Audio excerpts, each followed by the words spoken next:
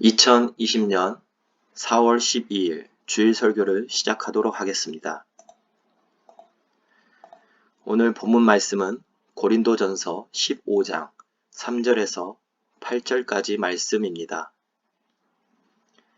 이 본문 말씀을 가지고 부활을 살다 라는 설교 제목으로 은혜를 나누고자 합니다. 오늘은 전 세계 기독교인들이 부활절로 지키는 날로 기독교인들에게는 축제와 같은 날입니다.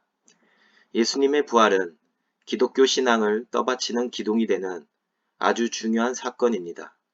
기독교인들은 예수의 부활을 역사적으로 실제 일어난 사건이라고 믿고 이 날을 기념하고 있습니다. 예수의 부활이 없다면 기독교인들만큼 어리석고 비참한 사람들도 없을 것입니다. 없는 것을 있는 것처럼 믿고 평생을 거짓되고 헛된 것을 쫓아 인생을 허비했기 때문입니다. 만약 예수가 부활하지 않았다면 그는 희대의 사기꾼이 됩니다.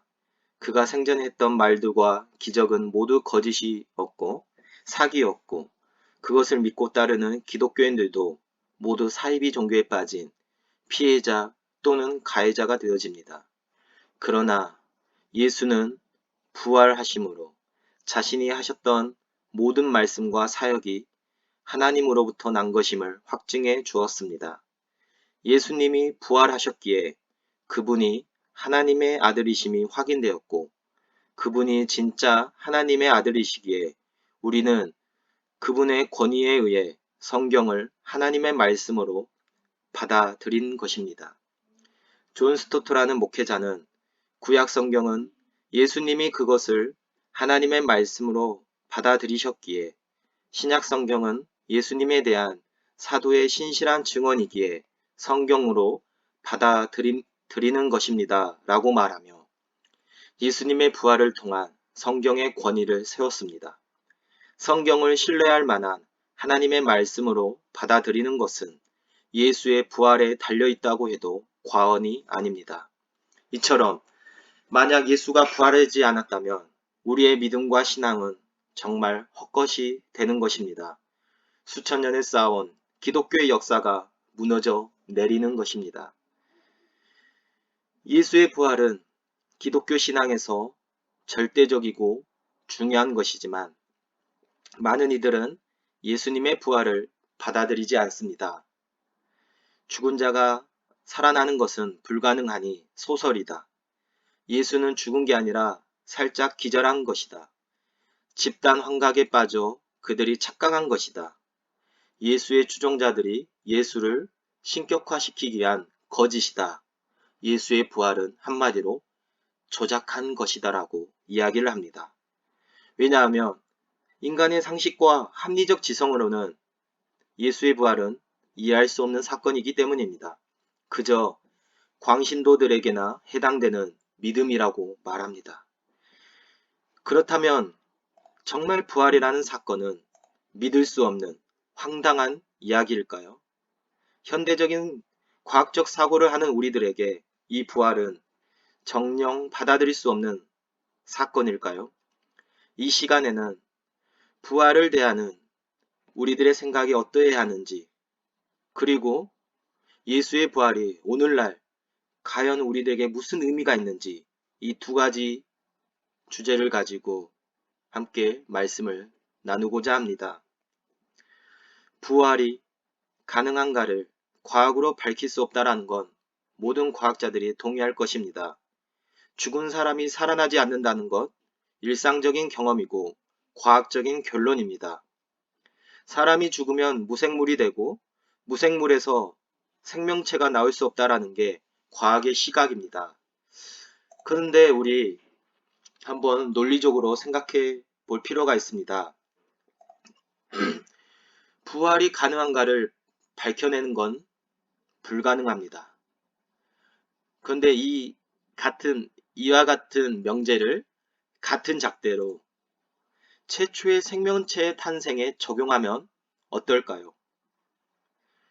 여러분, 지구에서 첫 생명체는 어떻게 생겨났나요? 옛날 사람들은 창문을 꼭꼭 담아둔 집안에서 초파리가 생기는 걸 보고 자연 발생설을 믿었습니다. 말 그대로 생명체가 무생물에서 자연적으로 생겨났다는 것입니다. 하지만 자연 발생설은 현대과학에서 폐기된 이론입니다. 파스테르는 자연 발생설이 불가능하다는 것을 실험으로 입증했습니다. 이것이 바로 그 유명한 파스테르의 실험입니다. 파스테르는 끓인 고깃집에 공기는 통하면서 미생물이 들어가는 것을 막을 수 있는 S자형 플라스크를 만들어 두었더니 고깃집에 미생물이 번식하지 못한다는 결과를 관찰하였습니다. 이에 따라 세균의 자연 발생이라는 것은 공기 속에 포자가 침입하여 번식한 것에 지나지 않는다라는 것을 실험으로 증명한 것입니다. 그러니까 음식물에 갑자기 초파리가 생겨나는 것은 자연적으로 우연히 생겨난 게 아니라 이미 그 음식물에 초파리의 알이 들어 있었다거나 공기를 통해 포자가 날아 들어와 생식을 했다라는 것을 우리는 알 수가 있습니다. 이 실험을 통해서 우리는 최초의 생명체가 갑자기 우연히 생겨났다라는 것은 과학적으로 있을 수 없는 일이라는 것을 알게 됩니다. 46억 년 전 지구가 만들어질 때 생명체는 없었습니다. 하지만 시간이 지나면서 생명체가 탄생하고 그 이후 생명체들이 존재하는 흔적을 우리는 확인할 수가 있게 됩니다. 무생물의 시대에서 생물의 시대가 된 것입니다. 무생물에서 생명이 나왔다는 말입니다. 이러한 현상을 과학자들이 믿고 있습니다. 과학자들이 근거도 없는 현상을 믿는다라는 게 우습습니다. 그러나 최초의 생명체가 어떻게 자연적으로 발생하는지 과학으로 엄밀히 밝히지 못했지만 그것을 그들은 받아들이기에 과학자들도 믿고 있다라고 말하는 것입니다. 즉 무생물에서 생명이 탄생한 것을 과학으로 잘 설명하지 못하고 이성적으로 납득이 되지 않더라도 지구 역사에서 무생물과 생물의 시대가 나눠지고 그 사이에 생명이 탄생했다라고 얼마든지 받아들일 수 있다라는 말입니다. 마찬가지로 부활도 그렇게 이해하면 됩니다. 도대체 죽은 사람이 어떻게 살아나는가를 묻는 우리는 동일하게 도대체 어떻게 무생물 시대에 생물이 살기 시작했나라고 질문할 수 있습니다. 과학적 설명이 불가능하지만 최초의 생명체가 무생물에서 탄생했다고 과학자들이 믿는 것처럼 과학적 설명이 불가능하지만 죽은 자가 다시 살아났다라는 부활에 대해서도 믿을 수가 있게 됩니다. 곰곰이 생각해보면 우리의 삶이 대부분 과학적이지 않은 믿음으로 살아감을 깨닫게 됩니다.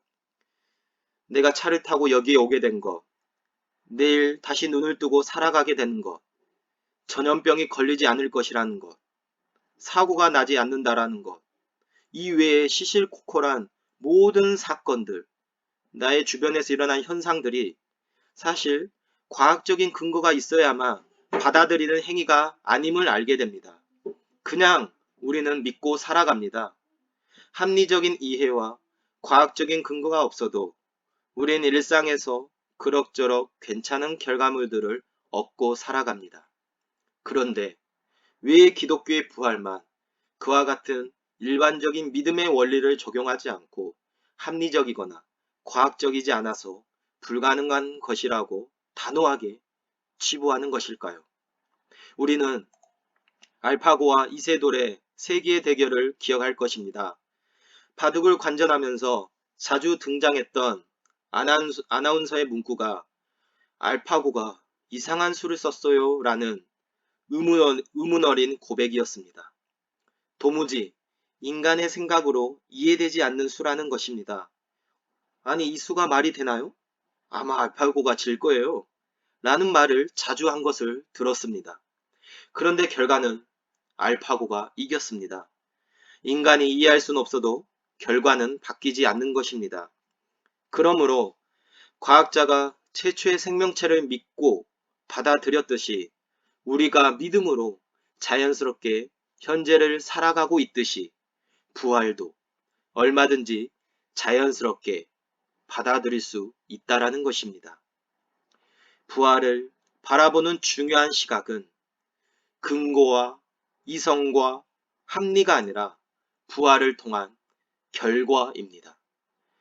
수십억 년 전 지구에서 최초의 생명체가 탄생한 과정을 우리가 직접 목격하지 못했지만 그 전후의 다양한 증거와 변화들을 통해서 무생물에서 생명이 생겨났다라고 받아들이듯 그리스도인들은 예수의 부활을 직접 목격하지 못했지만 예수의 처형 이전과 부활 이후의 다양한 변화들을 통해 예수의 부활을 받아들일 수 있게 됩니다. 즉, 부활을 통해 기독교가 어떻게 발전했고 부활을 경험한 사람들이 어떻게 삶이 변했는지 그 열매와 결과로 확인하고 믿을 수 있다라는 것입니다.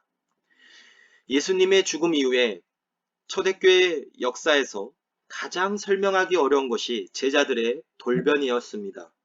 그들은 모두 하나같이 겁쟁이들이었습니다. 예수님이 성전 경비병들에게 체포되었을 때 예수님의 12 제자들은 모두 뿔뿔이 흩어졌습니다. 베드로는 대제사장의 요종의 질문에 겁을 먹고 자신이 예수님의 제자인 것을 부인했습니다. 그런 그들이 2달도 안 되어 돌변합니다. 죽음이 두려워 스승을 홀로 처형당하도록 내버려 두고 도망갔던 그들이 50여일 만에 스스로를 가뒀던 다락방에서 뛰쳐나와 십자가에 달려 죽었던 예수님이 사흘 만에 부활하셨더라고 선전하고 다니게 된 것입니다. 당시 유대 권력자들은 그들의 선전이 유대교를 오염시킨다라고 그들을 억압했고 로마 지도층들은 반역을 일삼는다 생각하여 그들을 박해했습니다. 그들은 억압당하고 박해당하고 심지어 죽기까지 했습니다. 그러나 그들은 죽음을 전혀 두려워하지 않고 복음을 전하였습니다. 왜 이렇게 그들이 변하게 되었을까요? 설명할 길은 단 하나밖에 없습니다. 바로 그들은 예수 그리스도의 부활을 목격했기 때문입니다. 예수 그리스도의 부활을 통해서 죽음 이후의 삶이 있다는 것을 분명히 깨달았기 때문입니다. 이 땅에 눈에 보이는 것이 전부가 아님을 그들은 깨달았기 때문입니다. 오늘 본문이 제자들과 수많은 사람들이 예수의 부활을 목격했음을 증언합니다. 내가 받은 것을 먼저 너희에게 전하였노니 이는 성경대로 그리스도께서 우리 죄를 위하여 죽으시고 장사 지낸 바 되셨다가 성경대로 사흘 만에 다시 살아나사 게바 베드로에게 보이시고 후에 12 제자에게와 그 후에 500여 형제에게 일시에 보이셨나니 그 중에 지금까지 대다수는 살아있고 어떤 사람은 잠들었으며 그 후에 야고보에게 보이셨으며 그 후에 모든 사도에게와 맨 나중에 만삭되지 못하여 난 자 같은 내게도 사도 바울에게도 보이셨느니라. 아멘. 예수님의 부활 때문에 사도들과 제자들은 비로소 예수님을 하나님이 세운 그리스도로 확신하게 되었습니다. 죽음이 삶의 끝이 아님을 깨닫게 된 것입니다. 그리고 예수의 부활을 본 사도 바울은 하나님의 교회를 박해하였던 자에서 어떤 위협과 핍박 가운데서도 담대히 그리스도의 복음을 전하는 자로 바뀌게 되어집니다. 아멘. 그래서 기독교인들은 부활의 사실 여부를 가지고 논쟁하는 데 시간을 허비하지 않습니다. 기독교인은 논쟁하는 대신 변화된 삶의 모습으로 부활의 신앙을 증거합니다. 부활을 믿는 사람은 가치관과 행동이 변화됩니다. 이 세상은 돈과 명예와 권세가 지배하고 다국적 기업이나 핵무기가 세상을 좌지우지하는 것 같지만 부활을 믿는 사람은 역사를 이끌어가는 궁극적인 힘은 예수가 보여주신 사랑과 희생, 나눔임을 믿고 행동합니다. 부활의 신앙은 자기의 욕망 충족과 안위를 위해 하나님을 동원하려던 삶에서 벗어나 하나님의 뜻을 이루기 위해 기꺼이 자신을 내놓는 타인 중심의 삶으로 변화되어집니다. 예수님께서 보여주신 가치와 정신만이 바로 영원한 것임을 믿기 때문입니다. 그래서 타인의 생명과 안녕을 위해 자신을 기꺼이 바치는 사람이 되어집니다. 세상이 쌓아올린 차별과 배제의 경계선을 허무는 일에 앞장서며 소외당한 이웃에게 손을 내밀게 됩니다. 그것이 바로 부활을 믿는다라는 것입니다. 그것이 바로 부활하신 우리 주님이 보여주셨고 걸어가셨던 길입니다. 그리고 그러한 삶이 옳다라고 증명하는 사건이 바로 부활입니다.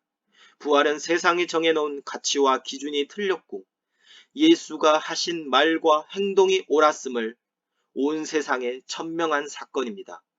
사탄이 다스리는 악의 권세, 세상적 주류의 가치가 패배했음을 보여주고 죽음이 생명을 삼킬 수 없음을 완벽히 드러낸 사건이 바로 부활입니다. 사랑하는 성도 여러분, 예수의 부활은 실제적인 역사 사건입니다. 역사상 수많은 그리스도인들이 그 부활을 경험하고 삶이 변화되었습니다. 예수의 부활을 믿는다라는 것은 과학으로, 논리로, 이성적으로 증명하는 것이 아니라 바로 삶의 열매로 하는 것입니다. 부활의 믿음은 세상과 다른 가치관과 방식으로 예수가 걸어간 그 길을 따라감을 통해서 분명해집니다.